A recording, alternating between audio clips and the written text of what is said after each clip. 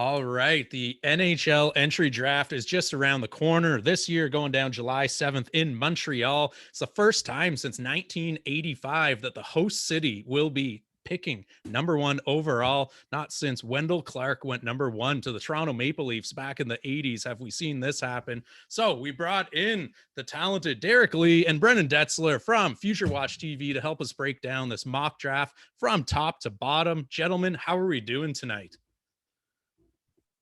Beautiful. Absolutely beautiful. I'm excited to get the mock draft underway. I'm super excited for the draft. Brennan and I have had lengthy conversations, arguments back and forth pretty much all season on who we like. So I expect much of the same tonight. Yeah, I can't wait to just absolutely rip on Derek. Anytime I have the opportunity to, I will gladly take it. So I'm doing great. But no, in all honesty, I can't believe it's like the draft week already. It feels like this is like Christmas in July, quite literally. I don't want to say I'm like excited to see what the Sens present will be, because I don't know if I have complete faith in who they're going to end up going with. But nonetheless, with all of the research that we've had the ability to do with Dines and with Instat, it's going to be really awesome to kind of see where all these kids lie or end up falling and what teams they go into, and even kind of continue to see these prospects as they turn into players and more bona fide prospects. So really, really excited for all of this and super happy to be able to talk about it with you. Yeah. And I love that there's not going to be any actual prize for winners or losers of our mock draft tonight, but the psychological warfare has already begun here. Brennan is rocking a Bob Ross t-shirt to try and already throw Derek off of his game here. So for the viewers at home, rocking the late great Bob Ross t-shirt over there. Derek, at number one overall, is he already in your head here or what? Oh man, Brennan could never get in my head. I mean, he can try all he wants, but it's just not going to happen. My opinions are pretty solidified, I would say, at this stage. So yeah, he could try to rock the boat all he wants, but it's not going to happen. All right. I mean, they could be solidified, but they're still shit. That's debatable. we've got a full draft ahead of us here tonight, so let's get right into it. Number one overall, Derek, you have the privilege of selecting for La Belle Province, the hometown team in the Bell Center. Who do you got going number one overall to the Montreal Canadiens? Are you team Slavkovsky or team Wright? Connor Geeky. No, just I don't really like the Montreal Canadiens. So I mean, if I was their GM, I would just throw them for a loop a little bit. But no, in all seriousness, anyone who's followed me on Twitter probably knows who I'm going to take here. And it's nothing against Shane Wright. I think he's a great player. He has great potential, great upside. He's a very projectable player. He had 94 points in 62 games, which people kind of poke at, which seems kind of crazy because it's still 94 points in 62 games.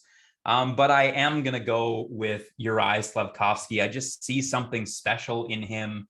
I think he has a little bit more dynamism to his game than Shane Wright has. And for that reason, I mean, I have to go with my gut here, and I have to take Uri Slavkovsky. And I think Brennan did an excellent job leading things off for Future Watch with our first ever prospect profile. And it was Uri Slavkovsky. And I mean, it did good numbers. And for good reason. I mean, the kid has everything that you want in a first overall pick. The production, I mean, might be the one thing that scouts kind of look at and say, is 10 points in 31 games in Liga really going to translate to much? But on the counterpoint to that, you have the tournaments against men that he played in that he absolutely dominated. I mean, in the Olympics, he had 7 goals in 7 games.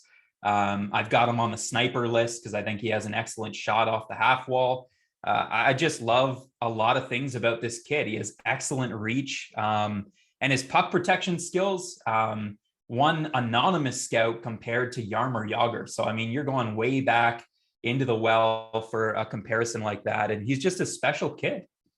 So, so number one from TPS Turku of Liga, we're going with Uri Slavkovsky.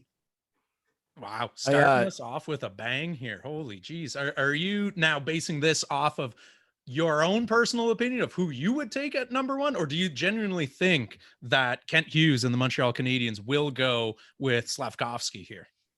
No, I think it's out there that it's been, it's being debated. It's, I mean, when you have Bobby Mack of all people, Bobby Margarita, putting Slafkovsky number one on his list, I think that turned a lot of people's attention to like the Montreal Canadiens are doing their investigative work here, and they're doing their legwork, and they're genuinely debating between Shane Wright and Uri Slafkovsky.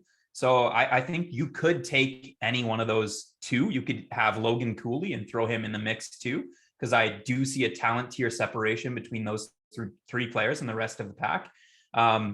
So yeah, I think they're doing their homework on Slafkovsky. There are some people specifically in Montreal that may not be very happy if that's the case, if they go the route of Slafkovsky. And there's some people that will be happy that have done their homework on this draft and feel like he's the more dynamic player. So I am going. Yeah, exactly. I'm not going to, send any slander anyone's way here on a live broadcast, but yeah, absolutely. I think they're doing their debate and an internal debate, and it should be a good one. I'm going with Slafkovsky. There you go. So that officially puts Brennan on the board, number 2 overall here with New Jersey, who by all accounts are kind of hoping that the Montreal Canadiens go with Shane Wright here. So, with that in mind, we've got New Jersey, who do have a glut of centers. Are you going to do something crazy here and really go off board, or are you going to just go with chalk? And now that Shane Wright's available to you at number 2, you're going to slide in with him? Yeah, I mean, so first of all, I just want to say, from Derek's point, I really do see, I feel like this is the first year in, I don't know how long it could have been, kind of like Taylor Hall, Tyler Seguin type years, or even maybe that Nico Hischier and Nolan Patrick draft, where there's really is not a consensus number one. And I truly think, kind of moving into draft night, there's a lot of teams that are truly mixed on it. And like Derek brought up with Bob McKenzie's point, talking to that many scouts, it really kind of just comes down to preference. And whenever you have a challenger and a guy like Uri Slafkovsky kind of running up the boards and really showing what he's able to do, and a guy who has had areas of his game that were a concern before the draft, and now they're no longer an area of concern, like his skating, you kind of definitely starts to turn ahead. So if I'm New Jersey and Slafkovsky's off the board, I think I would definitely be a bit upset, because I do think that he would complement a core of Jack Hughes, Nico Hischier, Jesper Bratt extremely well. However, with that being said, I don't think I would be too upset with who's left. And again, like Derek said, I do also think that Logan Cooley probably deserves to be in this conversation. If there's one player in the NHL right now that Logan Cooley reminds me the most of, it's Jack Hughes. So kind of funny that that conversation's kind of going to be there, or could be there, at number 2 for New Jersey. But there's no way that New Jersey wouldn't be able to, or would be able to pass on Shane Wright if he slides to number 2. So I think that would definitely be my selection at number 2 for New Jersey. I really love Shane Wright. I think that obviously this year was a bit underwhelming in terms of expectations and what he delivered on those expectations, when he kind of had a worse year debatably offensively as an 18-year-old than he did it as a 16-year-old in the NHL. It is a bit of a difficult talking point, but I also feel like COVID has affected this draft class more than any other draft class in history has kind of felt. And in OHLers not having that ability to play last season, I think it did a number on players. And I think Shane Wright was no exception to that. So there's a few things as well that when you're looking at Shane Wright's point totals and everything, that although they might kind of like not jump off the page on you, his shooting percentage was kind of modest at 11.97%, which I think he has an elite shot, in my opinion, probably the best shot of the draft class. So I definitely think that with a few other bounces, he could have seen his goal totals be higher. His power play point production was actually fairly low compared to other players in his draft class at 0.26 points a game, while his primary points were over a point per game.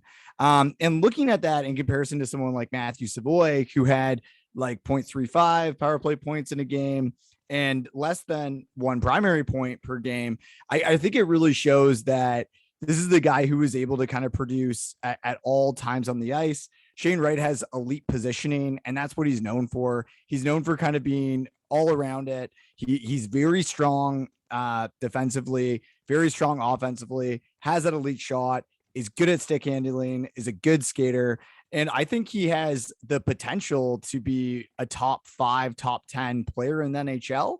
And I think that his floor is really kind of safe as a strong second line center. So if he's available at second overall, you have the opportunity to throw him in the NHL even next season in a third line role behind guys like Jack Hughes, Nico Hischier, and then a line of guys who should have kind of all been first overall picks with Shane Wright there on the third line. I think you're pretty happy if you're New Jersey to take him and slot him into that position. Yeah, absolutely. And I mean, before we move on to my pick for the Arizona State University Coyotes, let's just quickly dive into that Slafkovsky versus Wright dynamic there. Like, do you guys worry at all that we're suffering from maybe a little bit of recency bias here? Because you look at it and you've got Shane Wright, who we've been talking about since he was 15 years old. Slafkovsky's kind of crept into that conversation in the last 3 months or so, as far as potentially kind of unseating him there. Like, is it just a case of we've just overanalyzed it too much to the point where we're now finding flaws in Shane Wright's game that we might not be seeing in Slafkovsky's game because we haven't been putting him under a microscope for this long? Or, you know, how does that dynamic play out for you guys when you're evaluating these two very high-end prospects? So one thing I really want to say about that is that I think that recency bias is actually a useful tool in terms of scouting prospects. And while I don't necessarily think that it's like such a bad thing, because you look at a guy like Tim Stützle, who kind of going into the draft and up until even like January in the draft, a lot of scouts weren't really considering him as even like a top 10 pick. And then all of a sudden it's like, okay, who is this kid that's absolutely dominating? And he moved into top 3. And in my opinion, like he should have been ahead of Quentin Byfield and he should have gone second overall. I mean, maybe there's even a case to be made that he could have gone first overall, but I won't make that argument quite yet. So I do think that when looking at players who are 18 years old or maybe even younger, and you're looking at how they're developing and how that's changing, those last 3 months, 2 months, 1 month, and what they're doing, if they're blowing off the page and they're going into the Olympics or competing against men, and they're doing things that kind of haven't really ever been done before. Yeah, like there's a reason to put some weight on that. I think that it is deserving of eyebrows being raised. We saw Mike Scheifele come in and play in the WIHF in his draft year, and all of a sudden he shot up the draft rankings higher than he was expected to. He went 7th overall, and within good reason, because he was one of the best players in that draft, and he's gone on to prove that. So while there's recency bias, I mean, I think that it's a good tool to use in scouting. And I mean, I do think that the other side of that as well is there's a lot of players that look really, really good, maybe in their 16, 17 year, and then their 18 year comes along, and maybe there's not a lot more to that development curve. So looking at it, I do think it's played a role, but I think that there's a good reason for it. And I think people are right to do it, honestly. Yeah, I can't even debate that answer, because that's exactly what my answer was going to be as well. You know, you're looking at developmental trajectory of players, and with Shane Wright, I think you're looking at, you know, more so the history and what he's done as an underage player and being granted exceptional status. And although there is a point to, you know, the kid being overanalyzed to a degree, I think when you're looking at Uri Slafkovsky, you're looking at a player who's really just coming into his own and really learning how to play in that 6'4" frame. And when you start to look at developmental trajectory, you are looking at a player, you know, on one hand who's on the rise, and on the other hand who maybe hasn't plateaued completely, but is on that sort of trajectory. So yeah, I mean, that's a big part of scouting, and I have to unfortunately agree with everything Brennan just said. Well, there you go. We'll see how much longer we can keep you two on the same page tonight before you start differing in opinions. But I mean, one opinion that probably wasn't going to differ is with me on the clock here, Arizona at number 3. They need a little bit of everything. But again, we already mentioned it at the top of the show. there really is kind of that upper tier of players. You had the Slafkovskys, you have the Wright, and then you've got Logan Cooley. I mean, you look at who they trotted out at center last year, and from top to bottom, it was Hayton, Nathan Smith, Jack McBain, and Alex Galchenyuk. So not exactly a ton of strength up the middle for Arizona. You need someone who can play a 200-foot game. You need someone who can go out there and really create for the people around them. And you've got that in spades in Logan Cooley. He's 5'10", 180 pounds center out of the USA U18 development program. He really can play with anyone and pencil him in again, like you said, a floor of kind of that second line center. Maybe he even makes the team next year. I don't think they rush that development because Arizona's not going anywhere anytime soon. But would I be surprised if he cracked that roster in year one? Absolutely not. You know, he's got very projectable skills. He can play in all situations. And his stock has really gone up, to your point about recency bias of preseason. He was kind of that, top 10 guy, to end of the season, he was a lock for the top 3. And, you know, Engels in Montreal just recently reported that there only were 3 players that Montreal was looking at number 1. And it's the 3 players that are off the board right now. So that speaks to the development that he's really had. Dynamic, high hockey IQ. A lot of cliches come out about this kid, but it's for good reason. He really is a very, very high end player. And I think the Coyotes are going to be thrilled with him at number 3 overall there. It kind of reminds me of 2020 in a way where, Tim Stützle falls to Ottawa because the 2 teams prior to make their decision. Whereas, you're looking at Logan Cooley and he could be the most dynamic, skilled player in this draft. And, we could look back in, 2-3 years even and see him as the potential number 1 overall pick. It's not out of the question. I think all 3 of those players are in that same tier, much like 2020, where the top 3 players were the, sort of conventional top 3 players. So I think that's a great selection, and it's a slam dunk pick. Which puts the Seattle Kraken on the board. Derek, your second selection here. Which direction are you leaning here for the expansion franchise Kraken out west? I think this one comes down to 2 players for the Kraken. Last year, they went with Matty Beniers, who was an excellent pick, and he's already looking like a really, really good player for them. So they got their forward. They're a new franchise. They really have a plethora of needs pretty much everywhere throughout their lineup. So you could make a case for a number of players, although I think they're going to lean towards a defenseman. And why wouldn't you at number 4 when you have 2 of the top defensemen in the equation? You could take whoever you deem as the top defenseman in this spot. So you're either going to have David Jiricek of Plzeň from the Czechia Extraliga, or you're going to have Simon Nemec from HK Nitra of the Slovakian League. So, 2 really good choices. If you're going with the player, again, like we talked about, the more projectable player who's a little bit closer to their developmental peak, you'll probably take Simon Nemec here. Or if you're looking at the raw toolkit, the player who I deem has the most upside of these 2 players, you're going to take David Jiricek, who's 6'4", only 184 pounds. So he's still got a whole lot of framework to fill out there.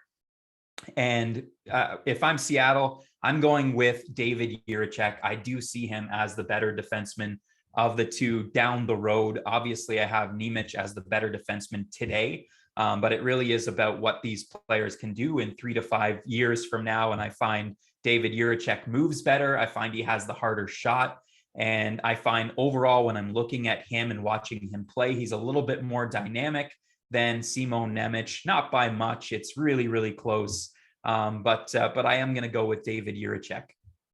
Kind of bucking the trends a little bit here in the sense of we're going Slafkovsky over Wright, we're going Jiricek over Nemec. So you're really playing the long game here with your picks when it comes to what you're projecting down the line rather than that kind of polished product right out of the gates.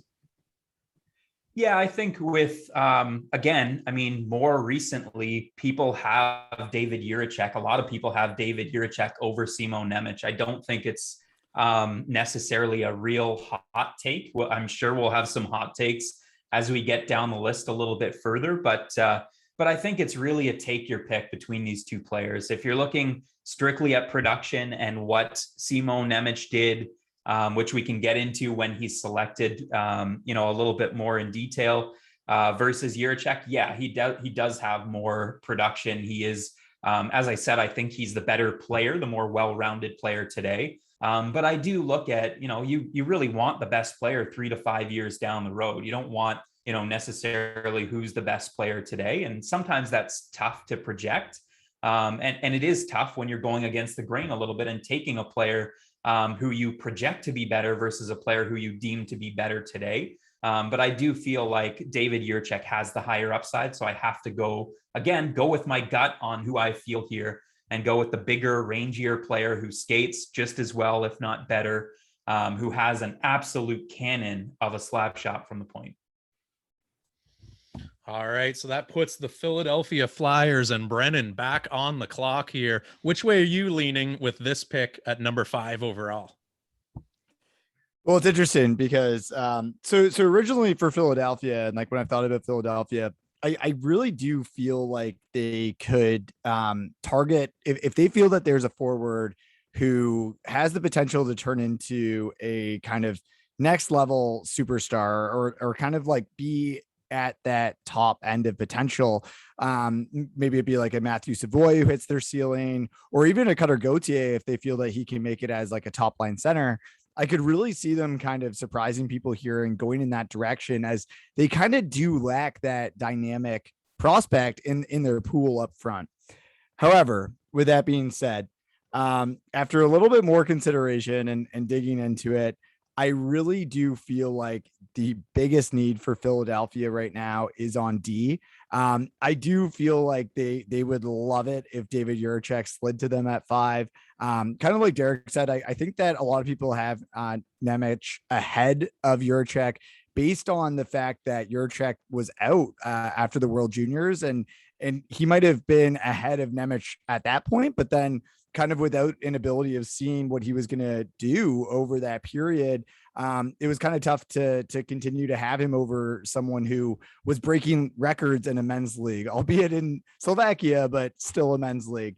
So I think that kind of really changed people's minds a bit and tilted things in Nemec's favor. But at this point, I definitely wouldn't be surprised if Jiricek does end up going before him. I think that a lot of scouts had him before Nemec, before he got injured. And then I think when he came back, he showed that he didn't miss a beat. He almost looked even better than before he got injured. So he could be easily gone by the time the Flyers select. So although I do think the Flyers would love to have the opportunity to take a player that is what they think Rasmus Ristolainen actually is, or actually might turn into, I think that they'd be pretty happy to select Simon Nemec here at number 5. So just to kind of reiterate, the Flyers last season surrendered 3.56 goals per game, tied for worst in the NHL. I thought it was hilarious that Joel Farabee, I think, was like a -11 last year, but he still got a performance bonus because he was top 5 on the team in plus minus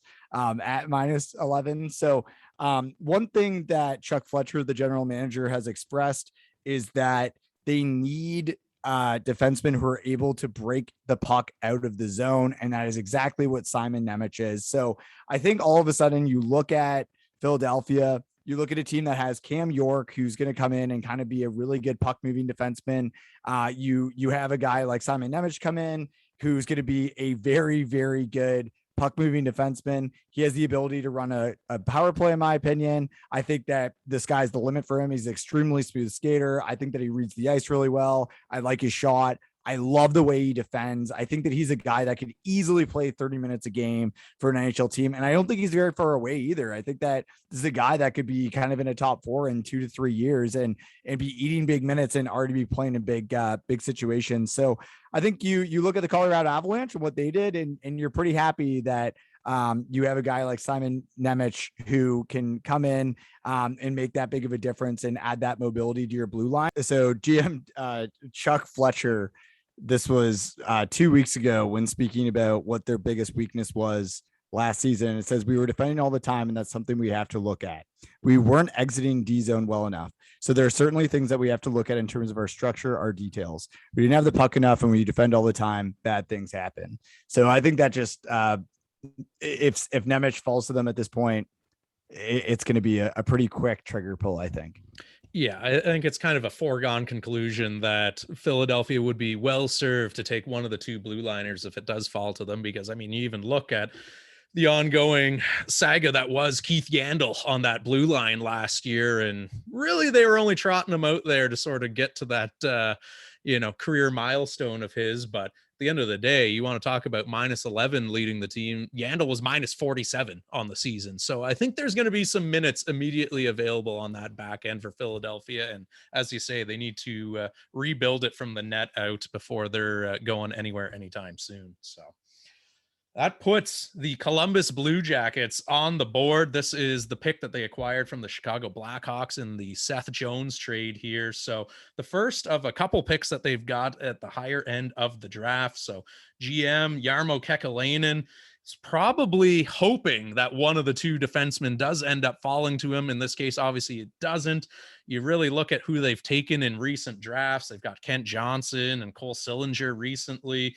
They've only used one first or second round draft pick on a blue liner since 2016. So if you look at their prospect pool overall, probably is a little bit thinner on that blue line side. But that being said, number 6 isn't the time to reach for a blue liner here. They're probably going to go out and get a high end forward. And there's a couple of different directions that they could go here. You know, you've got Cutter Gauthier still on the board, but I am going to go with an all Finnish connection here. And I'm going to say that he stays in country and reaches out and grabs Joakim Kemell, fellow Finn, who is going to potentially slot in at center, but depends really what happens with some of the development of some of the other players that they've gone and taken in recent draft years as well. And with Kemell, you've got 23 points in 39 games and 15 goals, 8 assists. I don't think we've really seen him put it all together yet, though. I feel like there's another level that this kid can really hit. And the consensus amongst all scouts, whether you think he's, number 6 overall or kind of flirting with that back end of the top 10, is that he's got a top 3 shot in this draft class, whether it's a wrist shot, whether it's a one-timer. He has a lightning quick release. It is NHL ready at this stage already. And his stick handling is really, really strong as well, too. So he is someone who projects to be I think, Derek, in your analysis, you said kind of 30 goal scorer at that NHL level. And he could really even start flirting with some big point totals if he is surrounded with the right supporting cast. So you put him together with some of the recent draft selections. I think Jarmo and company are going to be thrilled to take the man from Finland himself at number 6. Yeah, I'd even go as far to say, maybe 35, maybe 40 goals in the right situation for Kemell. If the surrounding cast is really, really good. He does have one of the best shots. I mean, I've got him number 1, spoiler alert, in my sniper video as the best shot in the class. I think his shot selection needs a ton of work. He's very raw in some of his skills. Need to in terms of his decision making, I think that's where he needs to come the furthest. But in terms of raw skill and talent, he's one of the most talented players. And another little point, or fun little point, with Kemell is that he's great at drawing penalties, much like we see in Ottawa with Timmy Stützle. Kemell just plays with a ton of deception in his game, and I think that's one of his strengths. And he just draws a ton of penalties because of that. He's always throwing in head fakes here and there, or a little stutter step here and there, and throwing someone off, and they've got to trip him up, they've got to hold him, and he kind of makes people angry because he goes out and he tosses the body. He's not a big guy. I mean, at the combine he came in at 5'9.5", which is huge compared to, like, he was listed at 5'11", and those 2 inches, they do make a difference when it comes to draft prospects. So if he's down at 5'9.5", the way that he was throwing the body against men, it's even more impressive to me. One thing I'd love to add, if I may, too, is, I mean, I think that him and Kent Johnson could be just an incredible pairing for years to come in terms of kind of dynamic goal scoring ability, but also just the opportunity to play under or with Patrick Laine, who could very well be the best Finnish goal scorer in the NHL right now. I think that's like an amazing opportunity, and maybe that's something that could really aid Kemell's development is kind of, okay, like these are the areas where you have to get to if you want to score here. And this is kind of what you need to work on. And having a fellow countryman with that caliber be able to walk you through that, I think that would definitely go a long way for him. Yeah, no, there's no shortage of Finnish connections there in the Columbus front office and that locker room. So that could definitely ease that transition to the North American game for him as well, too. Which brings us to number 7 overall, the Ottawa Senators. Assuming that they don't punt that pick between now and draft night, we'll see who Derek has going to them at number 7 overall. Well, the Senators are going to have a lot of really, really good options to them at 7th overall. And this is where we sort of enter, at least for me and on my draft board, and I think Brennan agrees with me here too, based on our conversations, where we enter a lot of players. There's a lot of players in this next talent tier. It goes basically, I have it from 7 down to 14.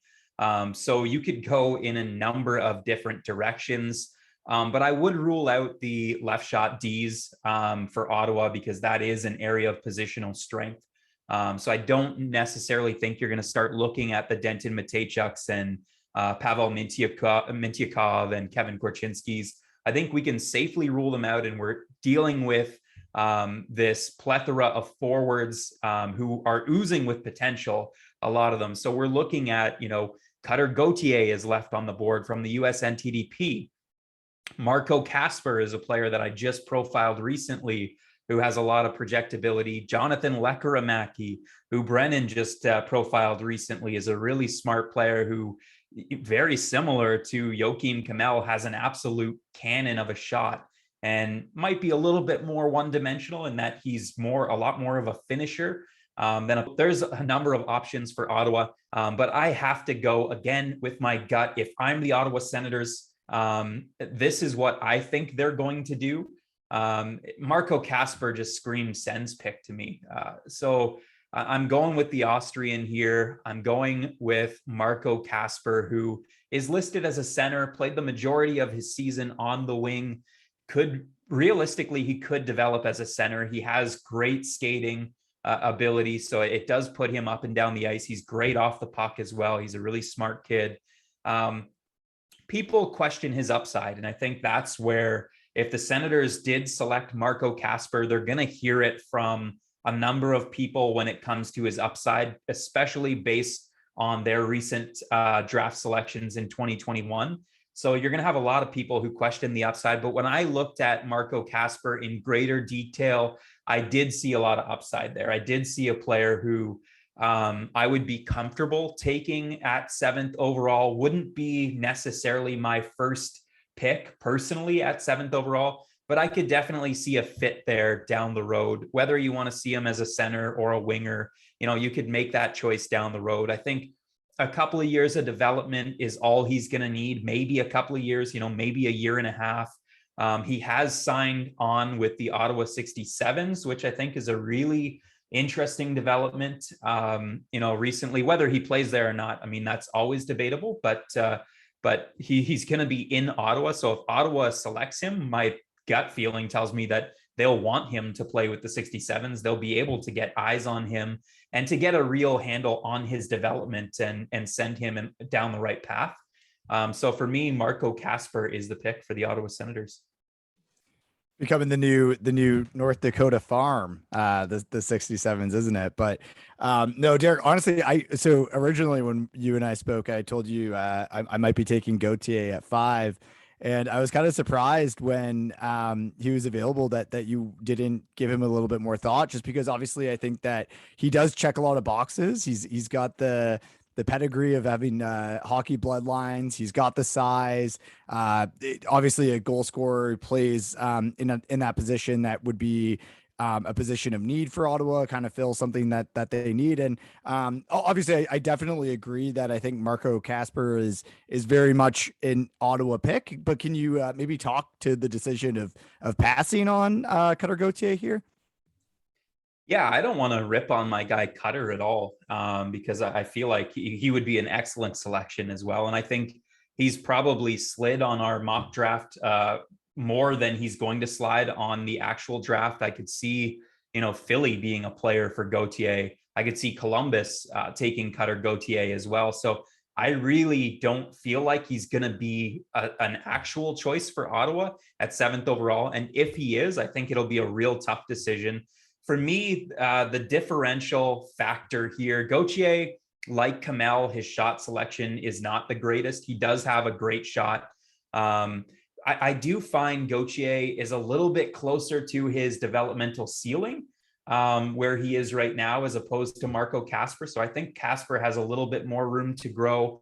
And when I look at puck retrieval, I mean, passing, specifically receiving passes in the neutral zone in full stride, that's an area where Gauthier really, really struggles. I mean, struggles to the point that for me, that was the biggest hesitancy I had around Gauthier at the beginning.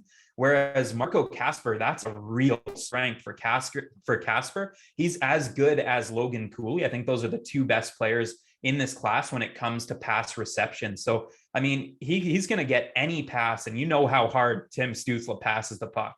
He's going to be able to receive any of those passes, or Thomas Chabot's, lob pass around everybody. Casper's the guy that I would say would project really nicely on that line. So I think either pick is great. I'm not going to, sit here and sort of rip on Cutter Gauthier. It's a great debate between those two players. I think there's some similarities in their skating ability. They're both power forward type players. I do find Casper is a much more competitive player as well. If I look at the two players, side by side, Gauthier is very competitive as well, but not to the same degree. Like Casper, his competitiveness, this kid doesn't quit. You look at even the combine, you look at the combine numbers, his numbers are, first in almost every test that he did. He's an animal out there. Yeah, there's definitely a lot of factors playing into this there. And, where there's smoke, there's fire. So it was pretty interesting that, not only was Casper selected by the 67s in the draft recently there, but also, a few of the local media will say were very vocal about putting that fact out there and kind of planting those seeds. So there definitely does seem to be some things that are starting to line up there. I wonder as well too, revisionist history here, everything's 2020 when you look back on the past. If this were to play out in this way and Cutter Gauthier was still available, would Ottawa have done the reach for Tyler Boucher that they would have last year? Because to me, that they're kind of in that same mold of that power forward-esque player there, where here, if you go back to back kind of power forwards, are they double dipping a little bit too much of the same skill set? And that's why they would maybe lean towards, as you say, a Casper, a Lekaramaki, or something like that. I would not put Casper in the same category. And it's going to sound bad from me, who has a Tyler Boucher jersey hanging right behind me. But I would not put Casper, Gauthier, like any of these players in the same category as Tyler Boucher. These are legitimate top end prospects. These are players that are legitimately in pretty well every team's conversation in this vicinity. Whereas Tyler Boucher was an off the board kind of pick that shocked everybody. I don't think they're going to do that this year. At least I hope they're not going to do that this year. And if Marco Casper was selected, if Jonathan Lekaramaki, Cutter Gauthier, any of these players are selected, none of them are going to be deemed to reach even close to what Cutter Gauthier was. Or sorry, Tyler Boucher. Yeah. Well, you can tell that we are mostly an Ottawa-based draft right now, because we have spent quite a bit of time on the Ottawa Senators. So to prevent this from becoming a 12-hour-long mock draft, we're going to move along to the Detroit Red Wings, which puts Brennan back on the clock. Who do you have going 8th overall to the Motor City? Yeah, no. So I think Derek really kind of hit the nail on the head when he talked about kind of, there's almost like two elite tiers at the beginning of this draft. And you really have like those top three. So the Wright, Slavkovsky, and Cooley that are in their own, and then the two defensemen, and then any kind of people have different forwards kind of grouped with them. And then kind of after that, it really is just a matter of like preference from guys in as much of a range from like 8th until 18th. And now if I can pretend to be Stevie Y, as much as I would love to tap into that brilliant man's brain as much as any other NHL GM or organization would love to. I am looking for a player with very high hockey IQ, and an ability to skate. Because if you look at kind of the history of picks, the kind of guys that Stevie Y loves to go after are guys who have an elite mind for the game, can read the game really well, and kind of go at it from a different perspective. So for me, I think that they're going to go forward. I think that, like, at least for my rankings, I have two really high end forwards still available. Actually, I guess three counting Cutter Gauthier, but I don't actually think that that would be their selection. I think that this would be between Matthew Savoy, who really has that amazing hockey IQ, but also the speed to complement it, those really great hands, that vision for the ice, and Jonathan Lekkerimäki. And since it is Stevie Y, it is the Detroit Red Wings, I'm going to go with the Swede. I'm going to take Jonathan Lekkerimäki at 8.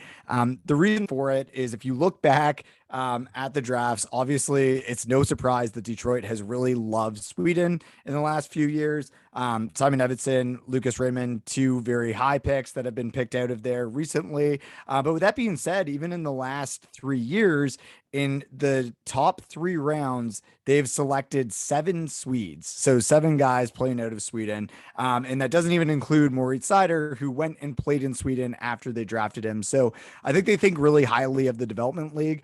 And speaking to Jonathan Lekkerimäki specifically, I seriously think he's a bit of a dark horse for being one of the best offensive players in this year's draft. And I think that Stevie Y is the kind of guy to be able to find that. He has the scoring ability that Kemmel and Gauthier have. He's in that elite kind of conversation in terms of finisher, but he also scores in a variety of different ways. He has a shot that can beat goalies clean, but he reads lanes extremely well, and he's able to decipher where to shoot pucks from and what areas of the ice are going to be open for him to get to. And I can really see him playing well with guys like Lucas Raymond and Moritz Seider, and keeping up with the speed of them, as well as the speed of Dylan Larkin and other guys in that system, to be able to kind of get up there and play those systems. So there's a lot to like about Lekkerimäki. I think that he really improved his playmaking ability this year. Going into this year, he was not known as a playmaker. He was very much kind of a one-dimensional scorer and knew what areas to get to. But then he really kind of allowed this extra layer of his game to develop, where he was able to kind of pass on plays or make different plays where he might kind of be expected to shoot, which I think really added a layer to his game that has really kind of pushed him to the next level. So just with his speed, his mind, his ability to score, I think Detroit goes for him at 8. Yeah, not to mention that speaking of high-end Swedes, Mr. Nicholas Lidstrom recently got promoted to VP of Hockey Operations for the Detroit Red Wings. So I can almost guarantee he's been attending a lot of Lekkerimäki games over the last few months. So they probably have some firsthand accounts of that, and, you know, probably have more intel as to what his development has been like leading up to the draft, more so than any other organization picking in that top 10 as well. Which brings us to the Buffalo Sabres at number 9 overall. So Kevin Adams, the GM here. And again, this is probably a little bit surprising to see him go this far. I'm going to stop the slide here of our friend Cutter Gauthier and make sure he does indeed go in the top 10.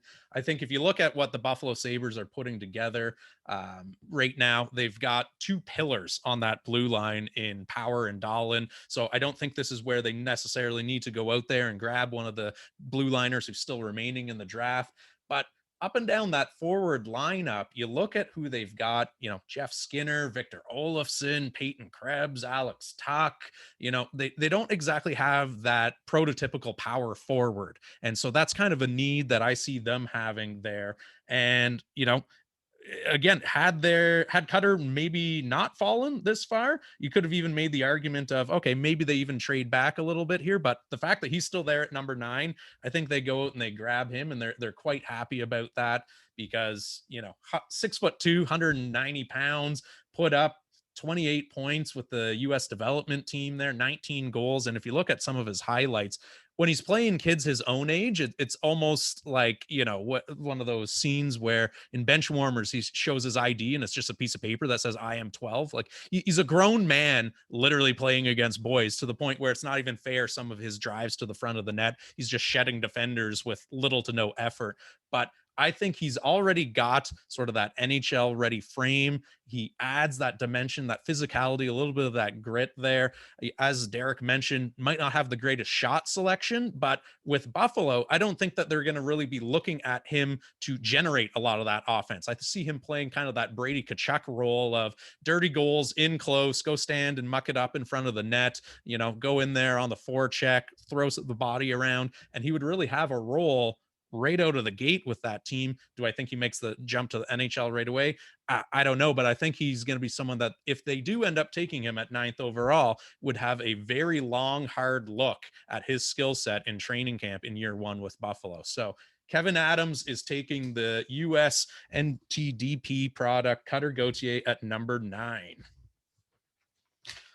So that brings us back to the Anaheim Ducks at number 10. Who are you liking there to head out to the West Coast, Derek? Yeah, I think it's certainly tempting with a player like Matthew Savoy still on the board somehow. I mean, he's the player that in this mock and in many mocks, I think, is the player that sort of slides. I think if Savoy doesn't get taken as high up as like 5th or 6th overall, he is the player that's probably going to slide. And unfortunately, for Savoy, the Anaheim Ducks are absolutely loaded when it comes to forwards. Superstar developed this season in Troy Terry. Mason McTavish was an excellent pick. And of course, Trevor Zegras was in that conversation there for Rookie of the Year at the end of the year. So they do have Jamie Drysdale and they do have Olin Zellweger coming up. So they do have some good defensive prospects as well. But I think they're going to add to that crop of young Ds. And they're going to go with one of 3 players here. There really is one of 3 left shot defensemen that you could go with in this spot. You've got Kevin Korchinski, you've got Denton Mateychuk, and of course you've got Pavel Mintyukov. So it's one of those 3 guys for me. And I am going to lean with Korchinski here for Anaheim specifically. He's a little bit bigger than the other 2 guys, has a little bit more projectability. Now there's some definite holes in his defensive game that we could spend a lot of time on talking about and discussing. But at the same time, I feel like he's an offensive player who has done nothing but rise throughout the season. And when we talk about that trajectory that we've been talking about basically all night, he's the one player that went from like basically late 20s all the way up. And now we're talking about him in the top 10. And I could see that rise even throughout the playoffs for Seattle. He's a player that moves incredibly well. He skates incredibly well. He has a pretty good shot. I would say it's not his bread and butter, but he's an excellent passer and he sees the ice very well. He has good gap control. Of course, he does have some holes in his defensive game, but all 3 of these guys, they all have little quirks to them that I think you could sort of sit there and tear apart. So, if you're going Mintyukov, you're probably going with the shot. If you're going with Denton Mateychuk, you're going like all offense. And if you're going with Kevin Korchinski, it's kind of a blend of everything. And that's why I think ultimately the Ducks will land on Kevin Korchinski. There we go. So we mentioned the top 2 blue liners, obviously Jiricek and Nemec off the board. We're now kind of in that second tier of blue liners, lots to choose from, different angles you can go with. And as you mentioned, Kevin Korchinski, if you look at the North American skaters, as far as NHL Central scouting was concerned, huge riser from the midterm to the final rank. Midterm in North American skaters, he was 20th overall. Ended up finishing as the 7th ranked overall North American skater. So a massive second half surge. And maybe again, Derek, just to kind of wrap up this pick here, what do you think was it that scouts saw in his game in that second half of the season that really solidified the fact that, all right, this is a guy who can now flirt with a potential top 10 overall pick? Yeah, he really started to figure it out offensively. He really started to figure out, especially in the offensive zone, how to assert himself into plays, where to be on the ice. And he started to read the ice much better. His passing was probably a weakness at one point in the draft season. and it came a real long way. He added a lot of refinement to his game, but as I mentioned, he's still got a lot of quirks to work on defensively. So especially for a defenseman, he's probably a few years away, but Anaheim has so many good young players that they can afford to wait for a player like Korchinski. I think it's his ceiling that they're looking at, and they're like, this player, he could be the best defenseman in this draft class. I could see a scenario where he continues to grow his game and elevate, and he could be one of the best, if not the best D in this class. He's a big guy. He moves incredibly well. He's not the most physical guy, but he does play physically enough where he's using his body positioning in a way that he uses it to his advantage. And I'm sure Brennan has some stuff to add here on Korchinski as well. Well, I'm a massive Korchinski fan. And I think another thing that we have to talk about, if you're going to bring up that rise, is the fact that Korchinski up until this season was 5'10" and skinny and not a very good skater. And all of a sudden he grew to 6'1", 6'2", put on a lot of pounds on that frame, and it somehow improved his skating. So somehow growing made him a stronger skater. So I think the reason that he was lower on scouts rankings was just because going into this season, they didn't really have him very high based on kind of what was there before. Sure, he was selected 10th overall to go to Seattle, and he did look like he was going to be a very, very good offensive defenseman. But I think it kind of took time to see, okay, is this point production is this sustainable? Is this something he's going to be able to continue to do? And then as Seattle kind of made a really deep run in the playoffs, going all the way to the finals, and he was a really, really big part of that. And he was able to kind of get more exposure as a number 1D and be thrown into different roles and quarterback power plays. And while his shot didn't really turn into, I think, maybe what a guy who's going 10th overall should have a shot look like, with only 4 goals in the regular season, he has so many tools in his skating, his ability to kind of look at plays, break down plays, understand what he needs to do offensively, and be able to make those passes and those big passes to be able to make it happen. That's an absolutely amazing pick at 10. And it's funny because all of a sudden Anaheim has 2 defensive prospects who are capable of quarterbacking their power play that are probably going to be better at it than Jamie Drysdale. And I really think that Olen Zellweger and Kevin Korchinski are better offensively, have the potential to be better offensively than Jamie Drysdale, which is really crazy to think about. And hey, whatever Korchinski had in that morning potion that he was taking, going from 5'10" to 6'2", he's got to give some of that to Lane Hudson, because we'd be talking about Lane Hudson in this conversation if he was a little bit bigger. Hey, he did bring in that the genealogy report saying that he can shoot up to 5'10". So don't rule the bone stuff, yet. Right? He went. They brought that to the combine. That's right. One of the all-time stories of bringing it to the combine there. Brennan, for those who might not have heard that little doctor's note there that he brought in, can you just quickly fill them in on our friend Lane? Yeah. So, I mean, just a quick overview, but Lane Hudson, defenseman for the U.S. National Development Program, in my opinion, the most skilled defenseman, maybe like one of the most skilled players in the entire draft, comes in at 5'8", and he's a younger player, a bit of a late bloomer. And I guess he ended up actually bringing in a doctor's note, essentially, from a professional saying that it's more than likely that he will reach 5'10" in stature for any teams considering him, because he really is a talent that could go in that top 5 if he was even 5'11". So that was a pretty funny kind of boost. But yeah, he's a phenomenal talent, and I'm sure he'll be getting picked somewhere in this first round. Absolutely. Well, staying on the West Coast there, Brennan, you are up for the San Jose Sharks at number 11 overall. Which way are you leaning here?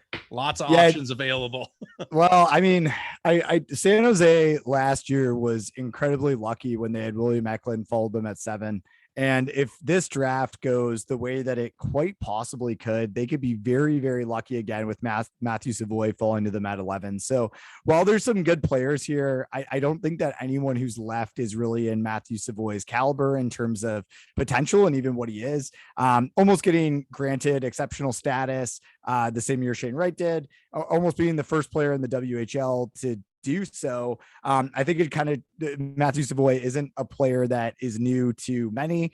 A lot of people know what this guy is, what he's capable of doing. And this year in Winnipeg, he really kind of put that on display with some amazing performances. And I really feel like Matthew Savoy has this dynamic ability that very few players in this draft class have. I think that him and Logan Cooley, and maybe Lane Hudson, if you want to compare it, are kind of alone in what they bring in terms of kind of having that non-static game of being able to move with ease and be able to skate so fast and so well and stick handle so fast and so well and do all of this with an incredible mind and be able to make plays that, quite frankly, no one else in this draft really can. So San Jose has the opportunity to take Matthew Savoy at 11. I think they jump all over it like the hungry sharks that they are. I think that they don't think twice about it. And then all of a sudden you look at this team that kind of is in desperate need for a retool or a rebuild, and you are putting together potentially a really, really star-studded top six or even top line in William Eklund and Matthew Savoy in these years. And two players that I think really could complement each other incredibly well, because they both do have that amazing hockey sense and those amazing minds and the skill set to go with it. So if I'm San Jose, I'm taking Savoy to the bank and I'm laughing while I'm doing it. Yeah, it would be very, very fortuitous of the San Jose Sharks if that is how the past two NHL drafts end up falling out. But I don't think anyone in the Bay Area will be complaining if that's how it does ultimately end up shaping up. And again, Savoy is one of those names who you hear teams talking about him kind of in that 7 to 14 range. Like he could be just about anywhere in there. And I don't think Ottawa will go out and grab him, but he is someone who likely will be available there. And no one would be surprised if, in any of those picks, he does end up getting selected. But that brings me back onto the board, and I'm actually making my second selection for the Columbus Blue Jackets here. So myself and the good people of Ohio are going to be well acquainted by the end of this episode. But we went out and we got our top end talent at forward. I think at this point, Jarmo and crew are going to be looking at the blue line, a couple of different options that they could be looking at here as well. But at the end of the day, I'm going to lean towards From Russia with Love. I'm going to go with Pavel Mintyukov here. 6'1", 197 pounds, oozes potential. He's someone who, again, would not make that jump in year one to the NHL. He is going to need a little bit of seasoning, and kind of the consensus scouting report on him is he's got a very, very polished skill set in the small areas. He makes smart passes. He makes good breakout reads. He's got a hell of a shot. The offensive side is there, but it's that gap control. It's some of that positioning defensively. He can still refine some of those things. And again, I think there will be something to consider, especially with the Flyers goaltending prospect, who we just saw literally get kind of plucked from his KHL team and has now literally been assigned military duty in the Arctic. I think there will be a little bit of hesitation with some of the Russian prospects in this draft. So you might even see some of the higher end prospects start to slip a little bit. But I think here with Columbus, they see that this is someone who's going to need a little bit of refining already. They can afford to be patient with him, but that offensive upside is just so incredible with him that they can afford to be a little bit patient and potentially get one of those steals, diamonds in the rough later on when he is ready to make that NHL jump. So I'm going with Mintyukov at number 12 to solidify that Columbus back end blue line.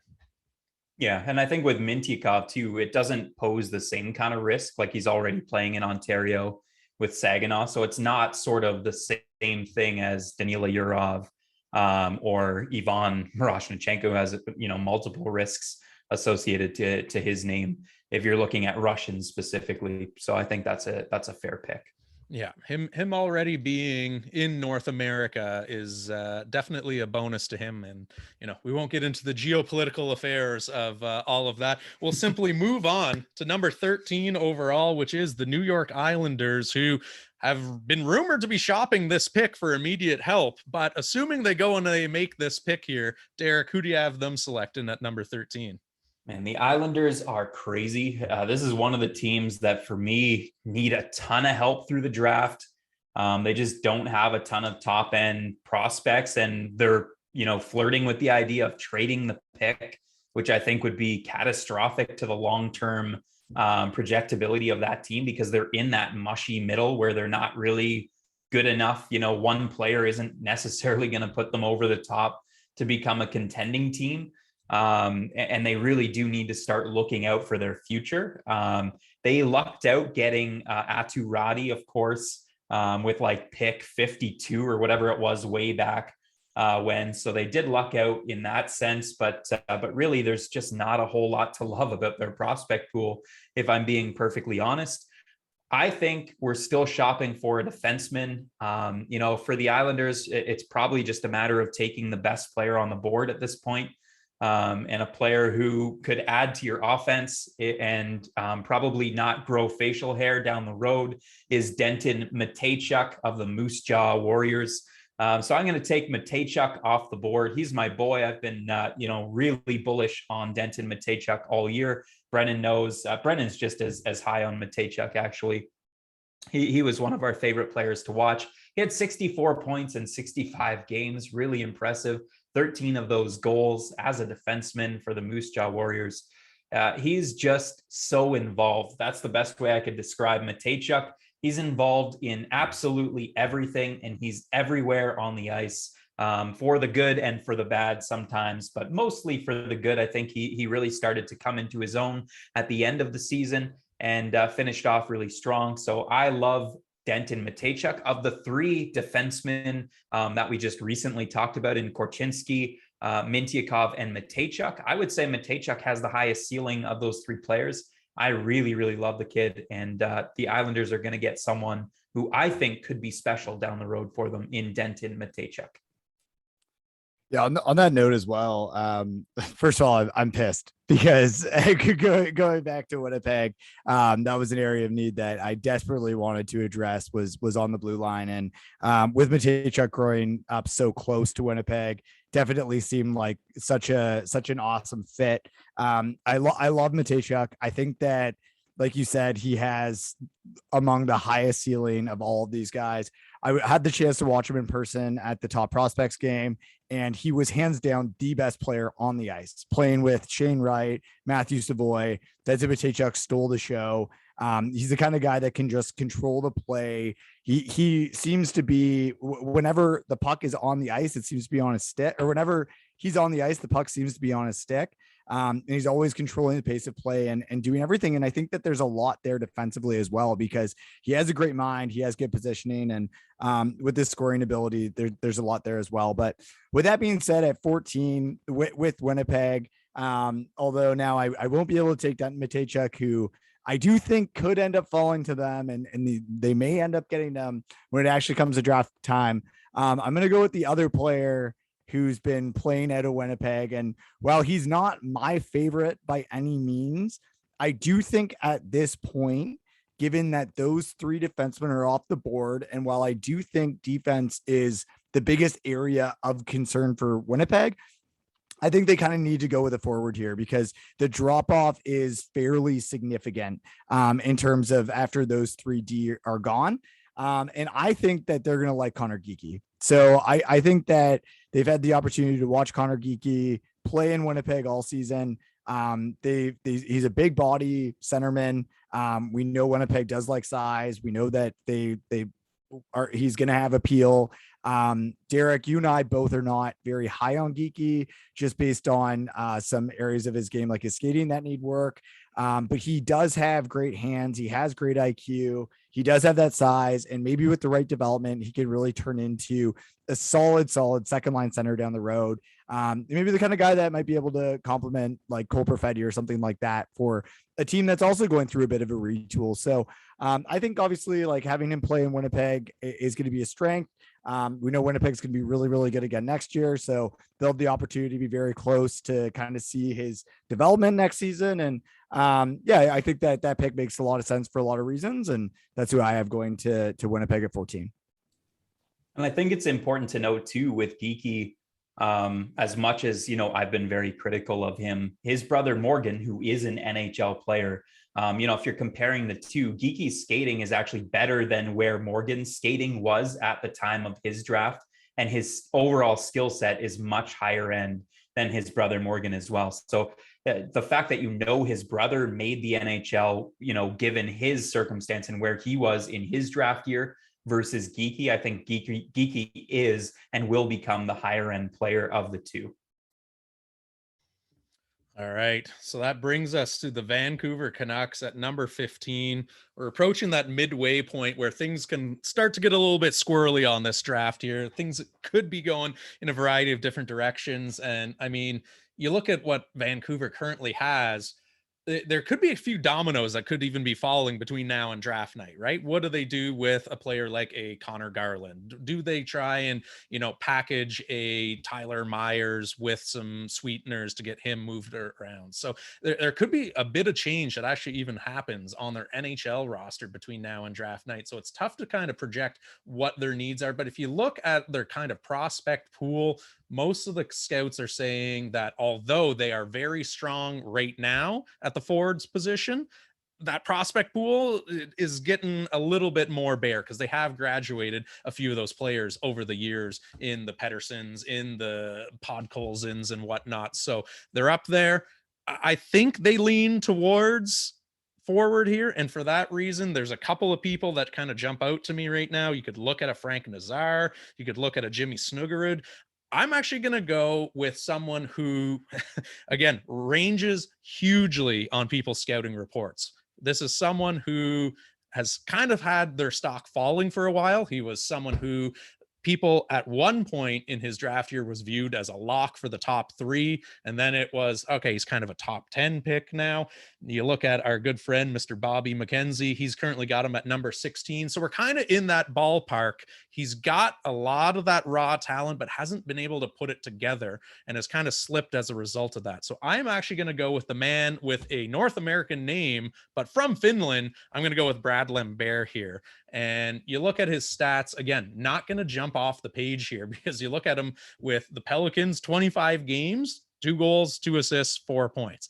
You got to take it with a grain of salt here. He has moved around a little bit at that top league. And again, between JYP and the Pelicans, never really got his footing underneath him at either of those levels. You look at the World Juniors, bit of a different story, right? You got Finland U20, 2 games played, he had 5 points. The year before, 7 games played, he had 4 points. So against players his own age, he's excelling. Against the grown men, he's had a little bit of trouble, and I think his draft stock has fallen as a result of that. So I think they're going to go out here and grab Mr. Brad Lambert and kind of address some of those forward needs in Vancouver.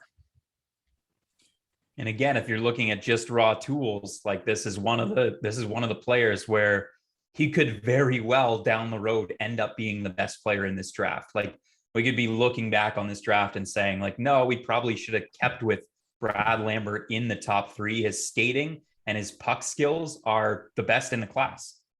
Well, I think it's a really crazy case because he's one of the odd times where there's players playing in Finland or in Europe on larger ice surfaces that I actually think would benefit a lot more from playing on those smaller ice surfaces. And I think that we've really seen that with the World Juniors kind of time in and time again. So Brad Lambert is going to be a player that, in my opinion, kind of has like as high as upside as anyone. And with the World Juniors kind of coming back on right after the draft, there could be a lot of scouts and a lot of fans like really upset kind of immediately after being like, how the hell did this guy fall to where he fell to? Because there's he has that dominance ability. And if you want to swing for a home run, he's your home run swing at 15 for sure. Yeah, I think it's going to be interesting because I see him going one of 2 ways, right? It's either going to be very much this is why he fell, right? And we're going to look back on it in 5 years and be like, maybe he should have fallen a little further. Or it's going to be the steal of the draft. I don't see him just being that, okay, kind of third line, flirting with second line, top 6, kind of player who just falls in that mushy middle. I think he's either going to be exceptional or, the red flags that had been lining up pre-draft were well warranted with our friend from Finland. Absolutely. There's some real kind of boom or bust potential with some of this next grouping of players really for a variety of reasons.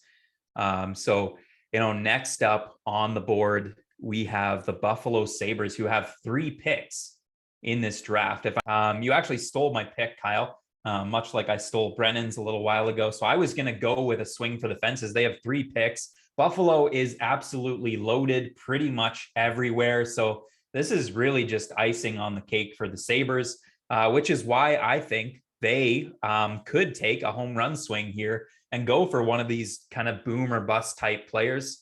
And I'm going to go with Danila Yurov because he's not really a boom or bust player. He's actually a really projectable player. But the reason he's boom or bust has more to do with what's going on in the world, being from Russia, playing in the KHL, than it has to do with anything else. I mean, this is a guy who's seen next to no time on the ice, so you can't really take to the bank. Sorry about my dog Mochi. You can't really take to the bank the production because he was getting shafted completely, where he'd get like 30 seconds of ice time at the end of a game. It was actually somewhat disrespectful in terms of his development. So I think the number one thing will be getting him out of Russia if the Sabres can do that. But they can afford to take such a risk that it really doesn't matter what happens in the next 3 years. Because if this is a player that joins your team on an entry-level contract in 3 years and kind of joins the Buffalo Sabres when they're in that playoff conversation and in that compete area, then it's like I said, it's icing on the cake. So for me, Danila Yurov, who again could very well become a player that we look back on and say, like, how did we miss this guy who should have been a top 10 talent? Danila Yurov comes over and pulls a Kaprizov and wins the Calder at 28 years old on the Buffalo Sabres. Exactly. All right, so that brings us to the Nashville Predators at number 17, who recently picked up Ryan McDonagh from the Tampa Bay Lightning. How are they going to approach this draft? Do you think they're going forward, blue line, or are they going to really reach for the home run swing and try and draft a goaltender here to add to that pipeline? Very unlikely. No, I mean, I think they're still probably pretty confident in Askarov, even if I might not be confident in Askarov. So goaltending's out of the question, and still a little early for D for me here. Mind you, they're so good at identifying and developing D in that system that maybe they have an eye on, I don't know, like a Leon Bichelle or someone that I might not be quite as high on, but yeah, I mean, honestly, so when I look at Nashville, they're really, really good at drafting strong two-way players. And for that reason, I don't think it would be a surprise to see them go for a Rutger McGroarty here. However, since he slid and since he does have quite a bit of upside and, in my opinion, a pretty solid defensive game himself, even if he might be a bit on the smaller end, I'm going to take Frank Nazar at 17 for the Nashville Predators. So I think at 17, you kind of just have to take this swing. Nazar is a guy that I think has very, very good in tight skill, like really high end skill in a lot of areas. And that's something that I think Nashville really needs to add to their lineup, especially with the risk that they might end up losing Philip Forsberg. And if that happens, I think that, or even if that doesn't happen, I think that just adding a guy who I think could put up a lot of points, could really be a producer on the power play, has pretty good compete most of the time, in my opinion. I do think that he plays a pretty sound defensive game. Obviously, there are quirks to it that need to be worked out, but there's a lot that I like about Frank Nazar. Well, I thought Logan Cooley obviously was the most kind of dynamic player on that U.S. national development team. I did think that Frank Nazar really did have that ability to make some big plays that really kind of took your breath away. And I was thinking like, wow, like this kid could really be special. So I think for Nazar, it's really just going to come down to consistency.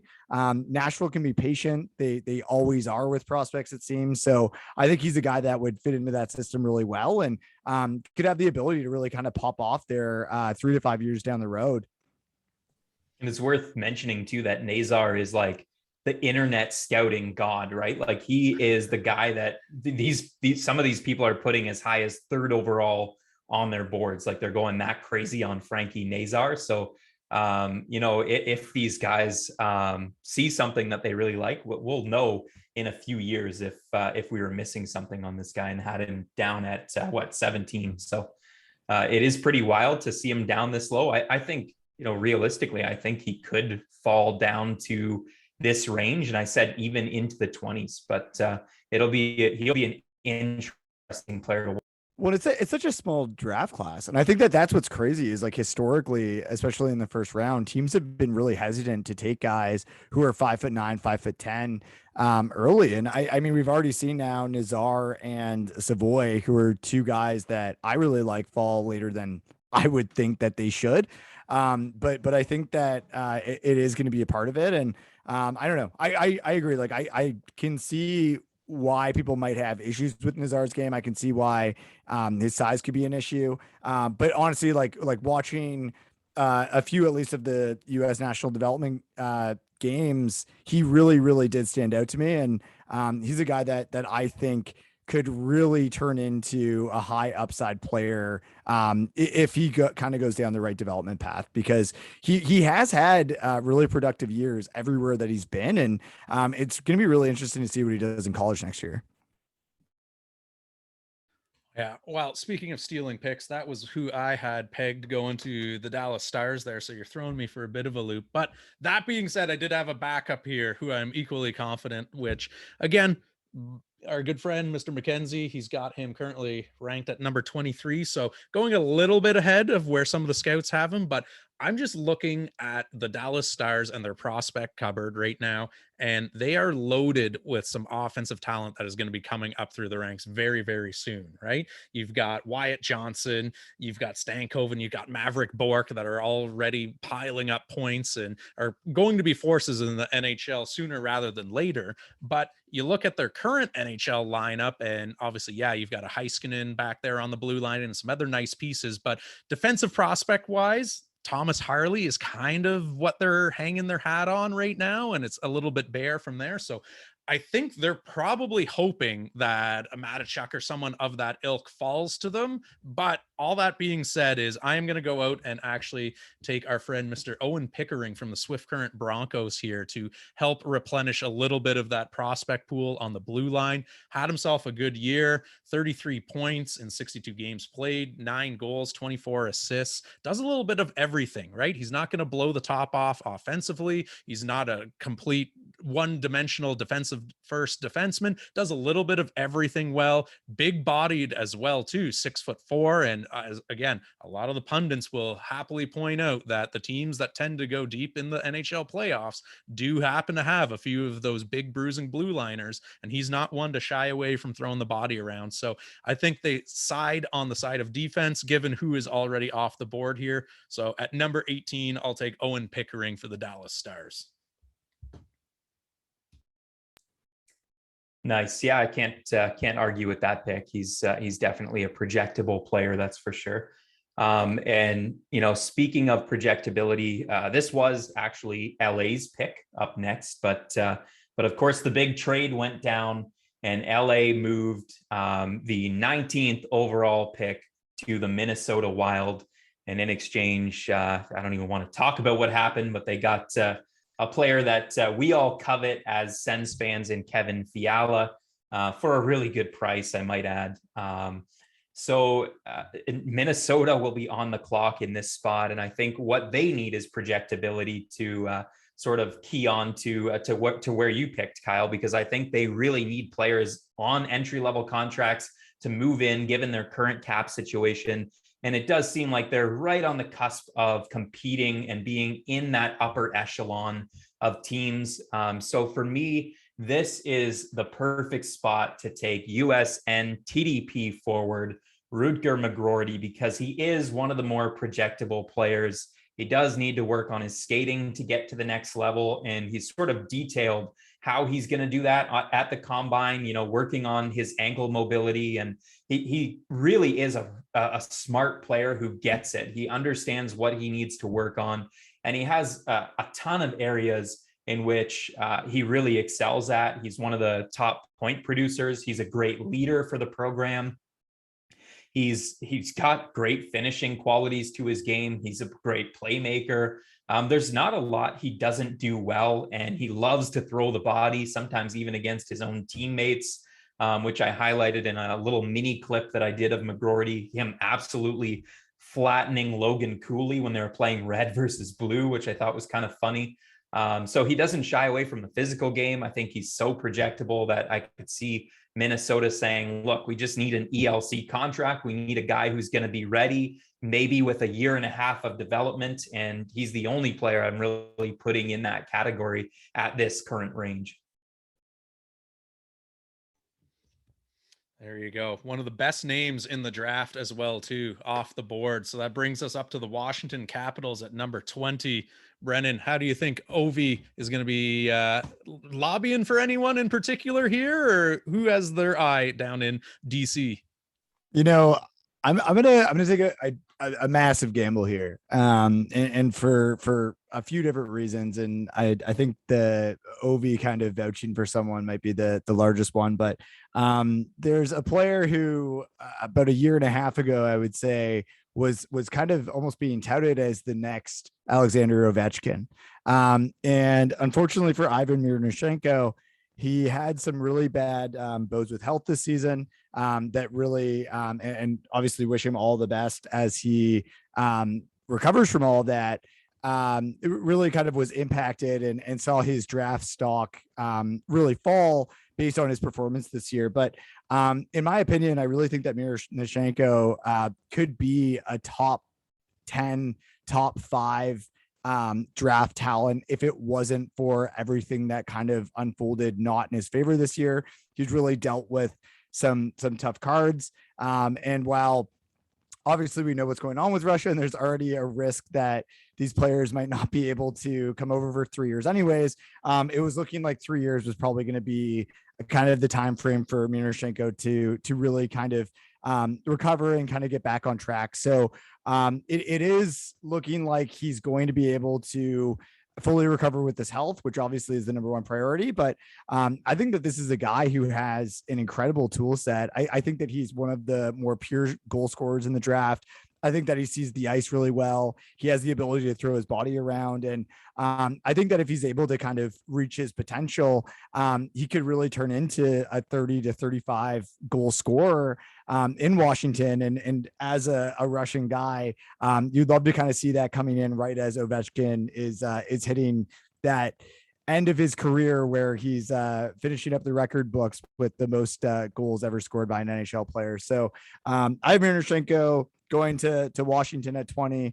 I hope that there could be a Novia connection there and he can play on the team that his childhood hero surely did play for. And maybe that would be a really nice kind of final piece on something that, and a guy who's really been going through a tough time as of right now. Yeah. Well, again, we've got Washington going right in front of Pittsburgh. It's not exactly going to be the Ovechkin Malkin draft here at 20 and 21, but it really is kind of odd that we've got these two teams who have kind of been linked in that Eastern Conference based not only on the draft, but also the rivalries they've had over the years. They're both kind of entering this unique stage of their franchises in the sense that Ovi obviously on the back 9 and probably even coming down the back 3 holes of his career right now. And a lot can change this offseason between now and training camp for the Pittsburgh Penguins at number 21 here. What's going to happen with Chris Letang? Is Malkin going to be dealt? Crosby's not happy about that. So there's a lot of big dominoes that could be falling here. And really depending on what ends up happening with some of those guys will dictate by and large which direction they go in, whether it is offense, whether it is defense. But I'm going to go ahead and assume that everyone stays put, everyone stays happy for right now. And I'm going to go out there and grab another US NTDP player here. And I'm going to grab Jimmy Snuggerud here. So 6'1", he is 186 pounds, but some of those scouting reports have said he's added a little bit of weight leading up to the draft class there as well too. And 26 points in 26 games played, mostly assists, which is kind of odd because a lot of the scouting reports on him kind of have him as having a very good release. He's got a bit of a snapshot to him, a good wrister. He scores in close, but the big thing for him is that he's able to find the soft spots in the defense. So he's able to get open and put himself in those shooting lanes, which makes him a viable shooter. So if that's something that the Pittsburgh Penguins can go out and grab onto. Again, he's going to need some seasoning and probably a few years before he's ready to play, but who knows? Between now and when he actually gets called up to the NHL, the Pittsburgh Penguins could be a very different looking franchise as far as the pillars of Letang, Crosby, and Malkin have been for them over the years. But I think they'll find a very, very serviceable player in Jimmy if he's still available for them there at number 21. Awesome. And at number 22, we're back on the clock with the Anaheim Ducks. And at number 10, the Ducks, I had going with Kevin Korchinski. So here we are at number 22. They took a defenseman at 10th overall. So my thought is they're going to go with a forward, and they bet on skill before. So I think they're going to bet on skill again. They had great success with Trevor Zegras. I think Noah Auslan is a player who is supremely skilled. Brennan was smiling. He knew who I was going to pick right away. It was probably his pick next. I love Auslan, but I thought you were going with Furcus here. Oh man. I was definitely thinking about Furcus and Gleb. Like those were the two players kind of in my head here. But Noah Auslan is a player for me. When I watched him, more recently and dove into his game a little bit more, he really jumps off the page. I mean, this guy is insanely skilled. The only real knock on his game, his size, he's not the biggest player. He's like 5'11", 180 pounds. So he's not the smallest player. He's not the biggest player. He does tend to play the perimeter a little bit. So I think he's going to have to figure some things out in terms of, how he's going to break through the middle of the ice a little bit more so that his skill can translate to the next level. But he's a player who he's supremely talented, and they've bet on skill before. It's worked out for them. They're going to bet on skill again. Yeah, so I absolutely love the pick. I mean, so I have Noah Auslan ranked 16th in my rankings that like my final rankings that came out, and I think that he would be an incredible pick for a team like this that has the ability to kind of be patient and take a gamble like Anaheim does. I really am high on that entire first line that kind of came out of Desjardins Desjardins U20 program, and that was able to play together on that line with Lekaramaki, Auslan, and Ogren, and then also play together for Sweden at the World Juniors in the U18s, and where Lekaramaki obviously had that historical kind of U18 tournament where he broke the record book while having mono. I think Auslan was a huge part of that. He's one of the most pure playmakers in this draft. He has so much skill, so much speed, and he has a pretty sweet shot for his size as well. So really great pick. At 23, I've got St. Louis, and I'm going to take the player from that line that is the most St. Louis like in Liam Ogren. So pretty funny. I had Auslan at 16 and Ogren at 18 in my final rankings. I think that Ogren is kind of a St. Louis player through and through, plays a full 200-foot game. He's very projectable at that next level. I'd argue he might be the most projectable out of all three of those players. I think he kind of has the safest floor in terms of what he brings. He has some pretty sweet hands. He has a great shot. He's very strong on the puck. Really like the way that he carries it, and the way that he's able to kind of follow plays. So I think he would fit into St. Louis's kind of system very, very well. And obviously we know that St. Louis likes to take two-way players. We saw that with Rob Thomas. We've seen that even more recently with Jake Neighbors. And I think that this is just another really awesome pick there that could be potentially a good second line center or a really, really good third line center for them down the road. So I think I'd be really happy if I was a St. Louis fan at 23 and landed Ogren. And kind of, again, just to bounce in, worth noting that Ogren is another player who seems to be rising up the board late. And he could be a player like that we're very well seeing off the board in the top 10, just to throw that in there. Well, and something I do want to kind of comment on as well is I think that people look at Ogren and they see, okay, like he might not have the flashiness that these other two players have. He led all of the draft eligible players in point per game this season. And he had the highest point per game in the U20 league out of any draft eligible player ever for Sweden, which is amazing to see considering all of the different players that have come up through that league. So obviously played with a lot of talents in Auslan and in Lekaramaki, and it'll be interesting to see how he does it with different line mates, but he has some serious potential there. He could be something special.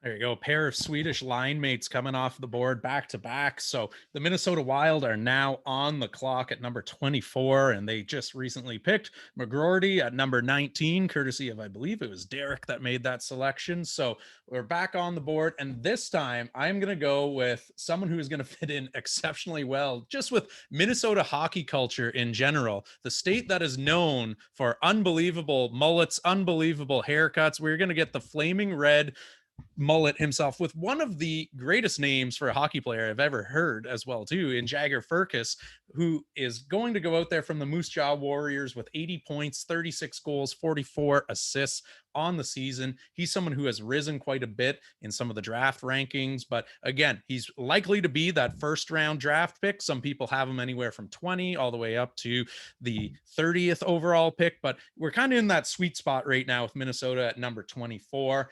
He doesn't have that top end speed or that real polished stride that you would like him to see. So he is going to need some seasoning and working with some of the Minnesota skating coaches to try and get that up to snuff. But what he does bring to the table is one of the best shots in the entire draft class. And he can score in a variety of ways, whether it's a wrist shot, whether it's a one-timer.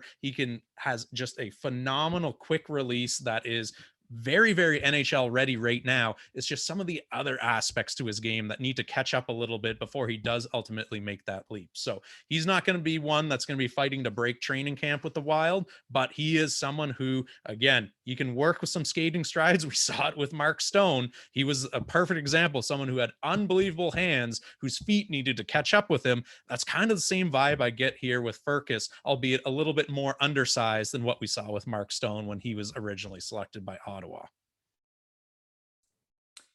And I'm on the clock with the arch rival Toronto Maple Leafs at number 25. And I can see the Leafs going in a variety of ways here, but I think they're going to find a friend for Willie Nylander here. And I'm going to go with the 6'5", 212-pound defenseman from Leksands of the Swedish league, Leon Bichel. And I think he's in one part projectable, but in another part, he does have a bit of a high-end ceiling too. I wouldn't say a super high-end ceiling, but he's a very mobile guy for a guy who's 6'5". I think Kyle Dubas definitely leans towards, the offensive-minded sort of defenseman. And I think down the road, I think Bichel will become and morph into more of an offensive guy than he currently is right now. But he did produce 3 points in 29 games, which is, it doesn't pop off the page, but when you're playing in the Swedish league, that's actually pretty decent production for a player his age. So I could see Leon Bichel being a good, solid pick for the Toronto Maple Leafs. I think 5'8" Lane Hudson would be a way more realistic defensive pick for the Toronto Maple Leafs than 6'5" Leon Bichel.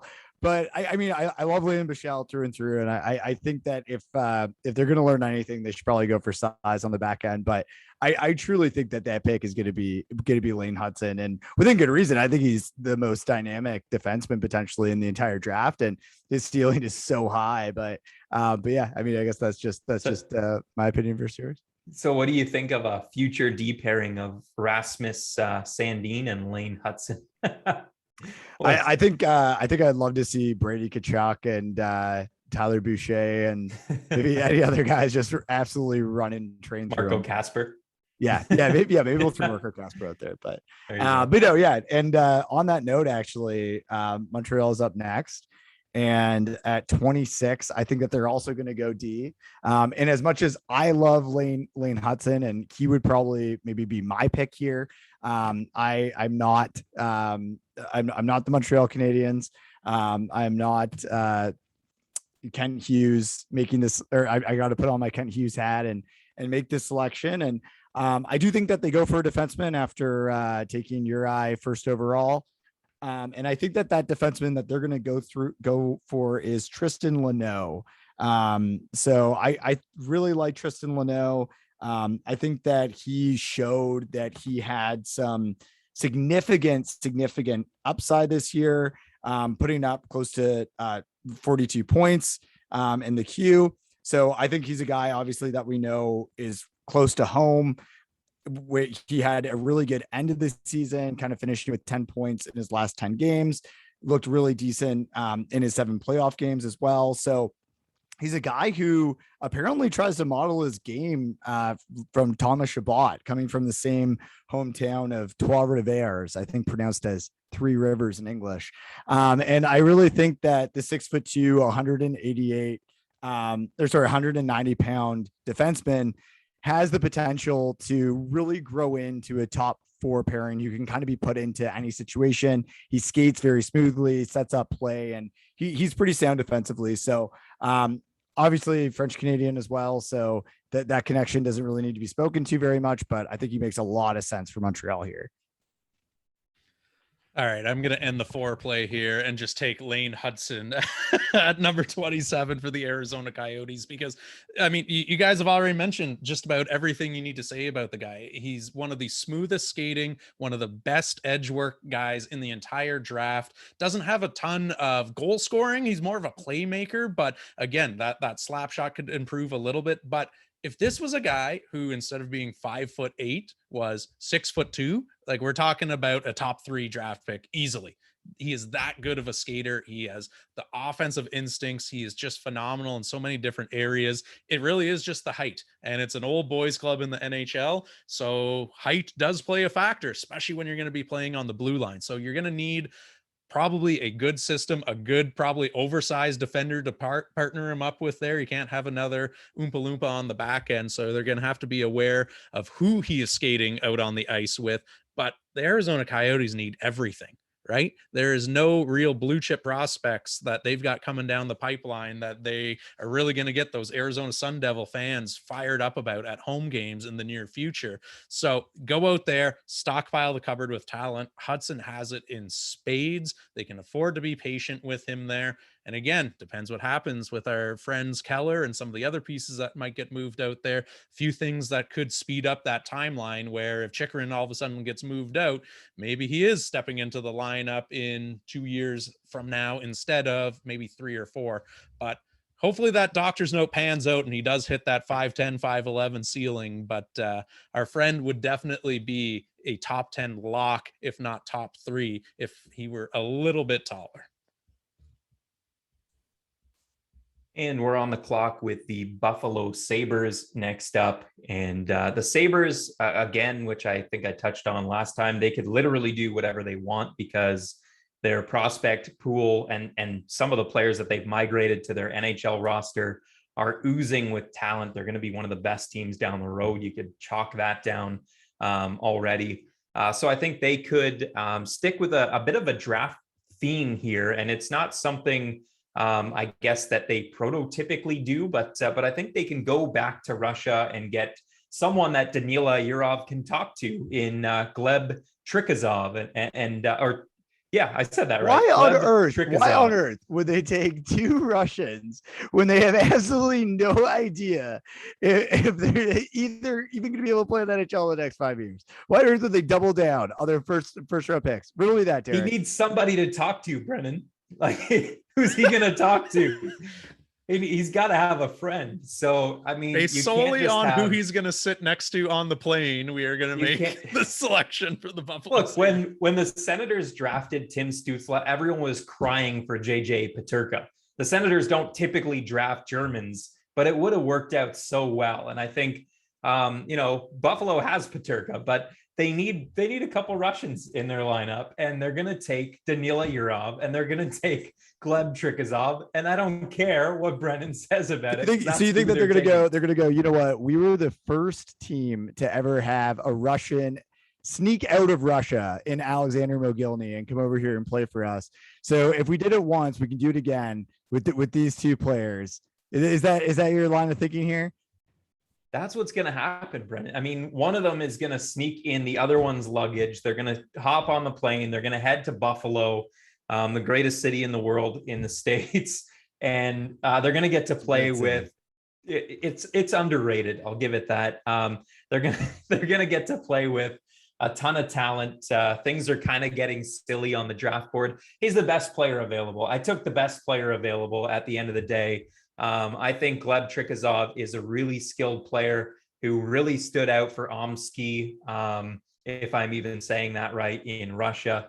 And best player available. I mean, Buffalo can afford to take these home run swings on whether it's Russians or, boom or bust players. They're going to take the best player available on the board because they can play with fire. They might even trade the pick, but if they don't trade the pick, they're going to take Gleb Trikazov. You can take that to the bank. I love it. With no money. Honestly, I think the reason why I'm giving you so much shit right now is because I love Gleb. There's absolutely nothing that this guy can't do. He looks so dynamic. He could literally be one of the steals out of Russia, like one of the largest steals out of Russia since Kaprizov or even maybe like Kucherov, if you go back to seeing something like that. Like, I think that this guy's upside is insane. He plays with pace, plays hard, competes, throws his body around, has an amazing shot, amazing hands, amazing playmaking ability. I'm pissed off. I wanted to throw him on Connor McDavid's wing at 29.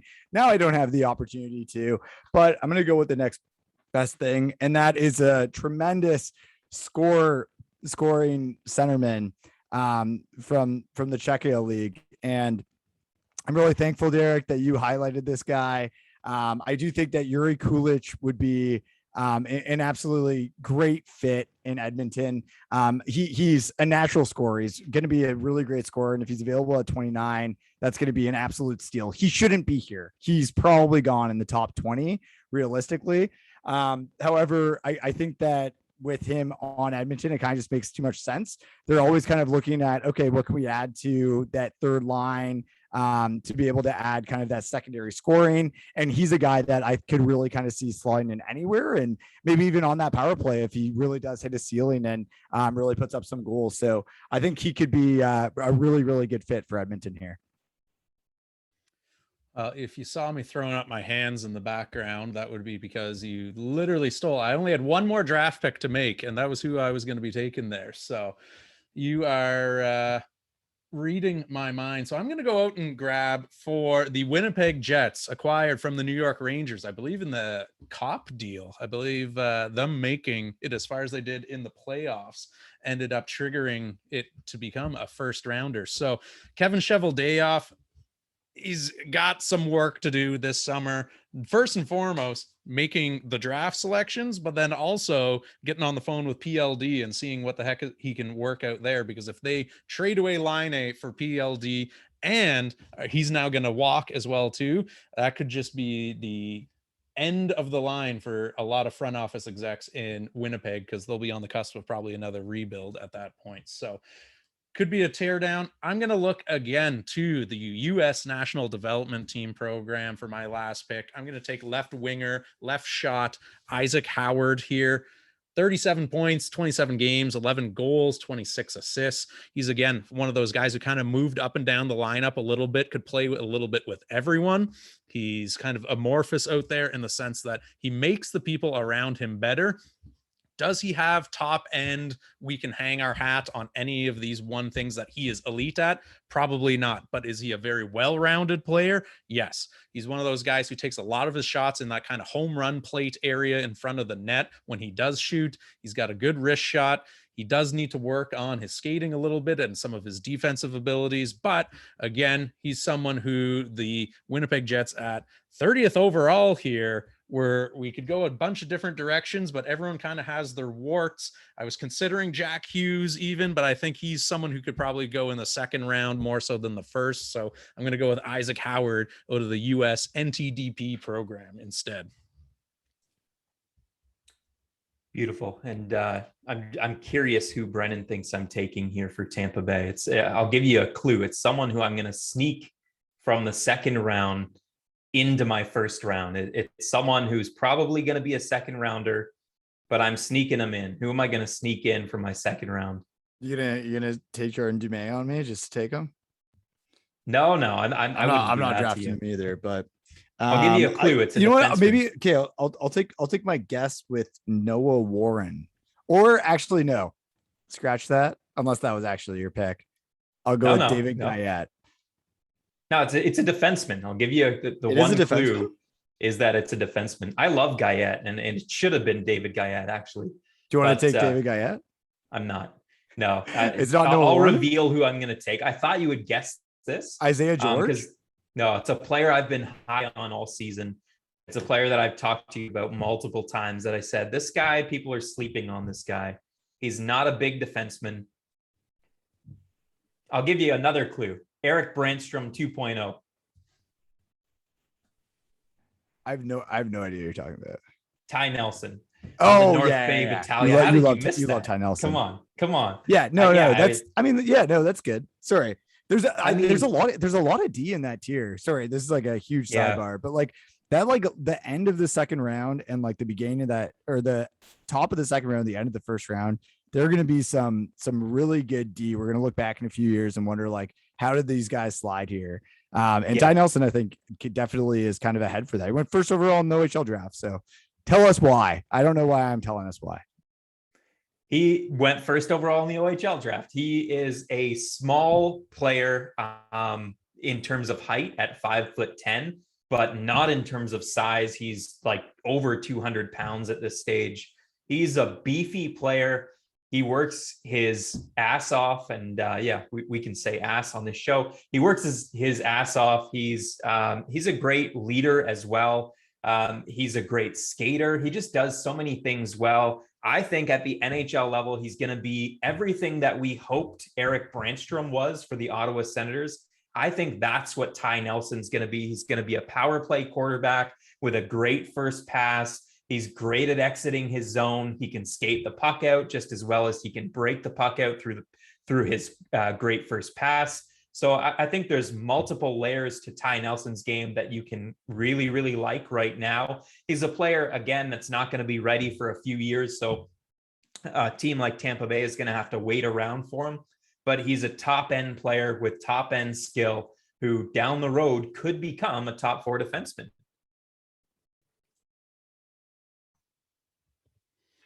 All right. So to finish it off, we're going back to the desert, and the desert's had some interesting guys go to the U.S. National Development Program. So we've had Logan Cooley. Now, obviously, you went with Lane Hudson on me. So as much as I would love, I'm like kind of debating just going for Seamus Casey here, just to kind of make it a trifecta of U.S. National Development Program guys. I think Seamus Casey plays a game very different than kind of the offensive wow ability of Lane Hudson, and a lot more kind of sound. However, I'm actually going to go for someone who has really, really grown on me of late that I've watched a lot, and I think would really kind of complement this forward group a lot. And that is Nathan Gaucher. And I really think that Nathan Gaucher is a guy who had fairly good production in the queue this year, but it was a bit maybe lower than what a lot of people might have realized. But he's someone that if you talk to different coaches, and this was a big piece that came out kind of in that Scott Wheeler article the other day that had different coaches and different scouts kind of rank who they would have higher than most people would. Nathan Gaucher's name kind of kept coming up. And he's a guy who has an ability to score goals. He has size, which you love to see in a forward. He has playmaking ability, and he's a strong skater. So I just think that he's a guy that is pretty projectable. And even if he is kind of like a third line guy or second line guy upside down the road for Arizona, that might be kind of a good fit for what they're building. I think that they really need help everywhere. And at this point, I really like O'Shea. I think that he is a safe bet to make the NHL. And I think that there could be something there, and he could really even maybe complement Logan Cooley down the road based on the way that he plays the game.